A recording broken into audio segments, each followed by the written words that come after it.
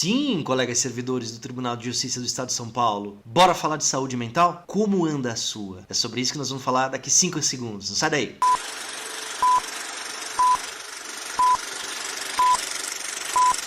Olá, meu nome é Alan, sou escrevente aqui no ofício do Júri e Execuções Criminais da comarca de Piracicaba e cá estamos, no momento pós-greve, pensando em questões para as mobilizações futuras. E da onde surgiu essa ideia desse vídeo sobre saúde mental? Durante o período em que a greve foi suspensa, houve uma audiência pública lá na Alesp, levada a efeito pelo mandato da deputada estadual Ana Perugini, onde alguns representantes de entidades tiveram a oportunidade de se manifestar. Dentre estes representantes, a psicóloga judiciária Rúbia. E olha, devo confessar que eu fiquei impressionado com a assertividade das falas da Rúbia. E aí a Rúbia vai falar sobre a má gestão nas mudanças organizacionais do tribunal, dá o exemplo da chegada do EPRO, ela vai falar sobre o teletrabalho, que não é um benefício, mas é uma condição de trabalho, vai falar sobre os estilos de liderança do Tribunal de Justiça, vai falar sobre burnout e vai falar tantas outras coisas interessantes. Eu pedi então autorização para a Rúbia para fazer um recorte da fala dela, que eu considerei muito importante, muito interessante isso daí,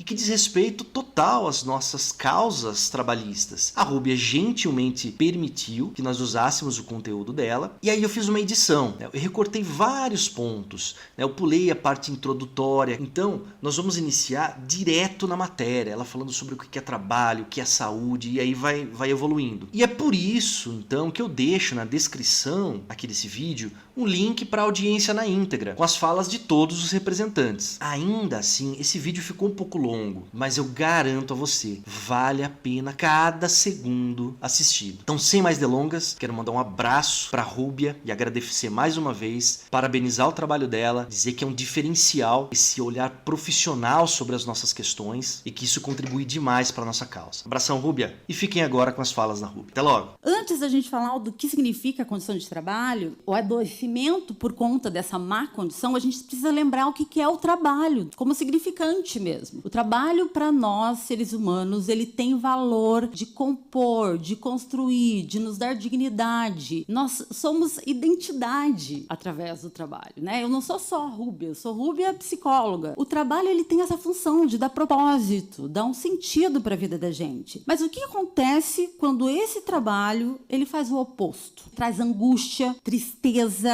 medo, raiva, adoecimento. Então é disso que a gente tem que falar. Para falar do adoecimento, a gente tem que lembrar o que é saúde. A Organização Mundial de Saúde classifica a saúde como algo completo. Não é exatamente a ausência de uma doença, mas sim um bem-estar em vários eixos. Bem-estar físico, um bem-estar social, um bem-estar mental. Então, essa é o conceito de saúde. E quando um desses eixos se desequilibra, existe adoecimento. Então, o bem-estar físico é mais fácil da gente identificar. É quando esse corpo ele consegue ser funcional, ele consegue fazer as atividades e se tornar capaz no mundo. O bem-estar mental diz respeito às nossas emoções e às nossas habilidades de lidar com estresse, com questões traumáticas, resiliências, diz mais desse campo mental e desse campo psíquico. E também o bem-estar social, que tem a ver com nossas interações, com as nossas relações, através da nossa articulação com a sociedade e tudo mais. Pensando nisso, esse é o completo da relação com saúde. Então, quando um desses eixos falha, existe adoecimento. E agora, a gente vai trazer um pouco de dados atuais e relacionados ao Brasil.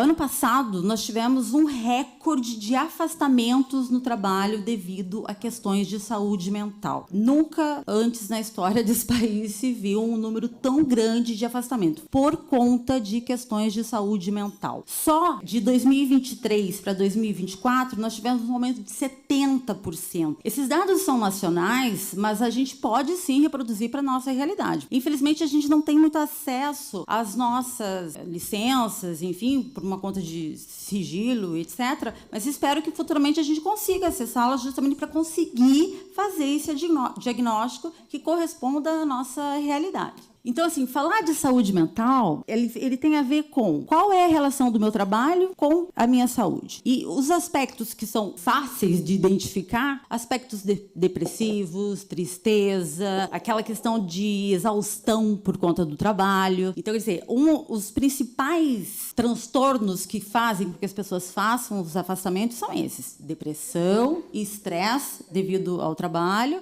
e depois vem uma série de outros transtornos, personalidade e assim por diante. Um deles, que eu acho que todo mundo também já ouviu falar, que é a síndrome de burnout, que é essa exaustão pelo trabalho. Você não entende por que você está cansado, você acorda cansado, você não consegue desligar, e tem momentos de lazer, você continua pensando no trabalho. Então, a síndrome de burnout, no Brasil, nós tivemos um aumento nos últimos anos de 1000% em relação aos afastamentos. E em 2022, a Organização Mundial da Saúde definiu a síndrome de burnout como uma doença laboral. Ela existe por conta de uma relação ocupacional. Então, isso é muito importante. Então, ela é olhada com essa natureza. E aqui, ó, a gente trouxe o gráfico para mostrar como foi essa progressão de afastamentos em relação à saúde mental em 10 anos. É assustador, né? Porque ele aumenta quase 134%. E, curiosamente, na época da pandemia, ali em 2020, você vê que tem um declínio do gráfico, que é justamente quando as pessoas estão em casa. Então, será que a gente pode dizer que as pessoas no trabalho adoecem e se afastam mais? Talvez. Então, é assustador olhar para esse gráfico e pensar que ele só vai subir, porque isso não vai se resolver de uma hora para outra. A partir desse cenário, que é um cenário nacional, que tem a ver com dados do Ministério da Previdência Social e tudo mais, a NR1, questão de saúde e segurança de trabalho, foram atualizadas, né? São normas que existem desde 78, mas este ano elas foram atualizadas e inseriu-se nessa norma uma avaliação de risco de questões psicossociais no trabalho. Isso é inédito. Então, a partir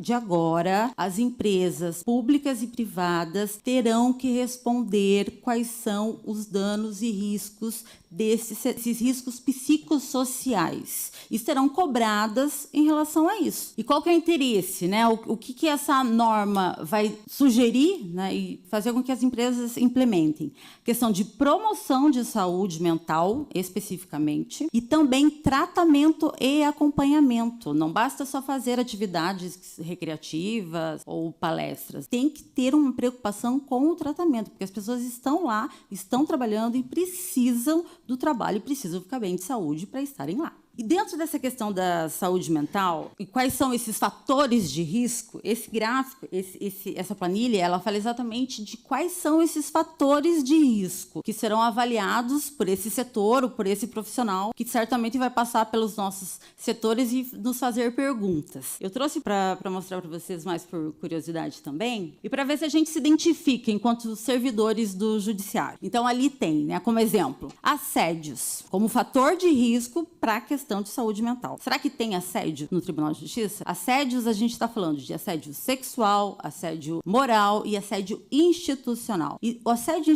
institucional, ele existe quando um ato administrativo chega de cima para baixo, os profissionais não conseguem lidar com isso, apenas têm que responder às determinações, sem nenhum tipo de planejamento. Isso não é incomum. A gente tem hoje uma comissão de assédio moral, mas ela é muito recente. Nesse tempo de 150 anos, só 4 anos existe uma comissão que está consolidada. É pouco tempo. Esse segundo item, eu acho que tem tudo a ver com o que o Michel acabou de falar, né? A má gestão de mudanças organizacionais. Então, quer dizer, um fator de risco para doenças mentais é essa má gestão. Como o EPROC aparece, a forma como ele é oferecido pela instituição, causando conflito, causando ruído, isso gera uma série de sintomas: estresse, ansiedade, medo, angústia. Então, isso é um fator de risco. Essa má gestão. Reconhecimento e recompensa, né? É só a gente lembrar quantas vezes a gente foi elogiado pelos nossos chefes. Eu fiz uma enquete com um grupo de colegas do servidor e, assim, é assustador. Você tem ali 80% de pessoas que responderam essa enquete, com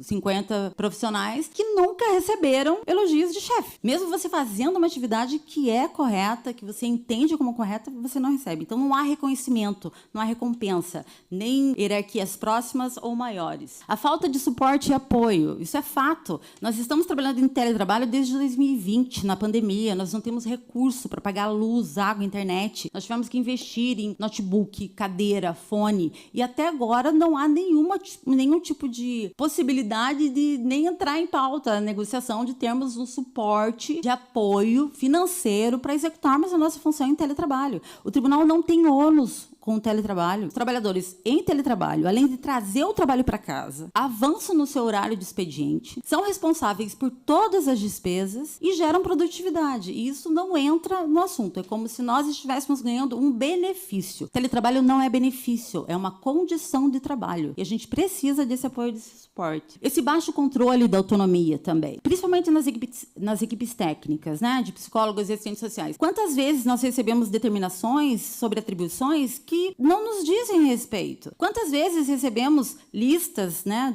de operadores de direito constando ali de testes que devemos aplicar? Não. Nós temos que ter autonomia em relação ao nosso trabalho. Se isso acontece conosco, acontece com qualquer outro servidor do Poder Judiciário. Ambiente físico e psicológico hostil. Isso é muito simples. Desde uma cadeira para uma pessoa obesa que não tem como sentar, já é problemático. E sem falar essa estrutura, né, de gestão, de conversas. Nessas nossas andanças na comissão de greve, não foi incomum. A gente ouviu de colegas que, quando se reuniam, quando queriam conversar, o que acontecia? Chegava a chefe para tentar eliminar o assunto. Então, isso gera um ambiente hostil. O estilo de liderança, isso aparece em qualquer pesquisa do tribunal, em qualquer conversa. O tribunal, ele tem que entender que há necessidade de formar líderes, não só chefes autoritários. Eu estou falando de escreventes, de juízes, desembargadores. Então, quer dizer, a maioria do adoecimento, de assédio moral, de sensação de exaustão, vem por conta disso,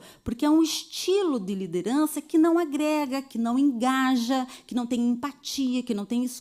Então, investir em informação do significado da palavra liderança, como alguém que promove, que motiva, que impulsiona. E não é o que acontece hoje. Inclusive, a gente poderia até pensar numa avaliação, né, dos subordinados em relação às chefias, para ver se, de fato, eles estão sendo líderes. Por curiosidade, de fato, né, o burnout, ele tem sinais. É importante a gente começar a ficar atento a esses sinais. E, às vezes, eles passam como natural. Dificuldade de sono, aí você tem ali uma dorzinha aqui, depois ele vai aumentando, daí de repente você já perde um pouco o foco, depois você não consegue se concentrar, de repente você começa a se perceber meio apático em relação à vida, em relação a tudo, está numa festa, não consegue se divertir, essa apatia, até chegar ao colapso total, que é você não se sentir produtivo e ter só uma visão pessimista em relação ao seu trabalho. Então, assim, pensando no que a gente falou no começo sobre o significado do trabalho, você ter uma visão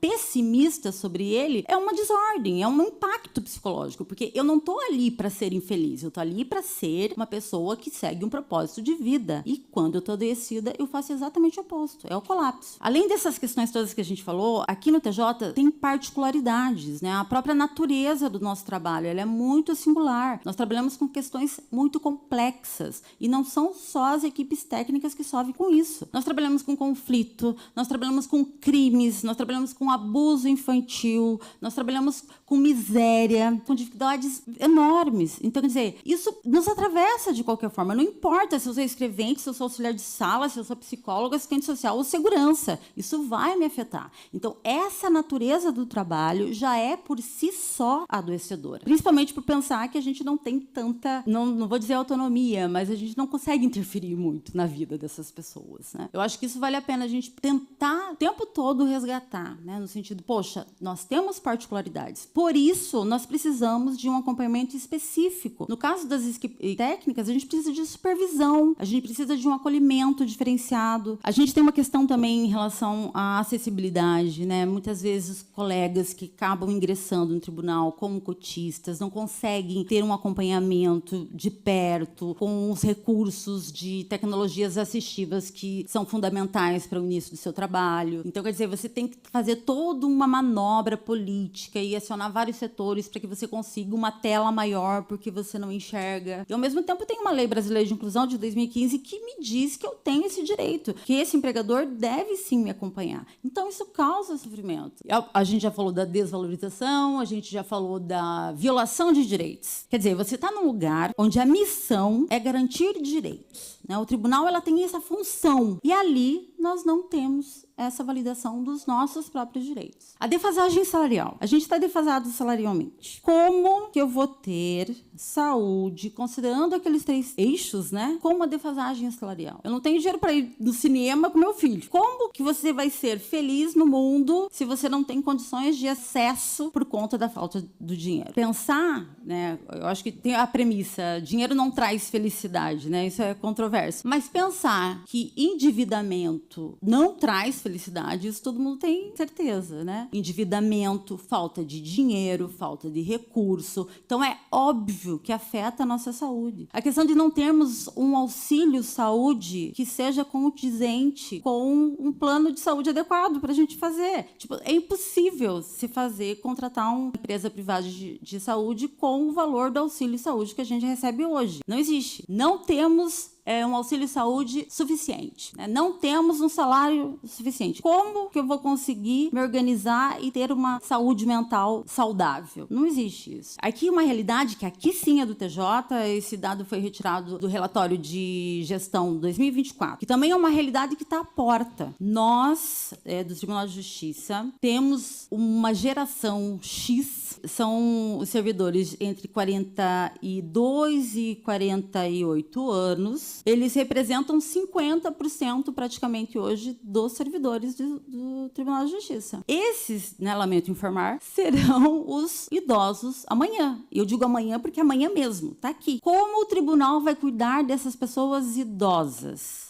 Como o tribunal vai pensar em políticas de cuidado específicas para essa população, que serão 50% dos profissionais daqui a pouco? Quais são as políticas de cuidado? Infelizmente, na velhice, adoecemos mais, né? Infelizmente, é uma questão que é intrínseca, não depende de vontade. Isso acontece, a ordem natural das coisas. Então, tem que chamar atenção para isso. Como o tribunal vai se organizar para poder acolher essa demanda? Aqui também foi retirado do relatório de gestão de 2024, que aponta que as mulheres no Tribunal de Justiça são em números maiores, né? Nós temos 56% mais ou menos de mulheres. As mulheres naturalmente têm questões relacionadas a adoecimento mais complexas do que os homens, por uma questão biológica, hormonal, e fora a questão cultural, né? Sofremos machismo, sofremos ameaça, somos as cuidadoras dos lares, somos as cuidadoras de filhos, de netos, de sogras, Então, quer dizer, nós sempre temos mais responsabilidade. Isso também nos coloca no lugar de mais vulnerabilidade. E nós já somos a maioria. Como o Tribunal de Justiça vai olhar para essa população com esse olhar de cuidado específico? Então, assim, o que a gente faz com tudo isso? A gente faz greve, né? Porque não tem outra saída.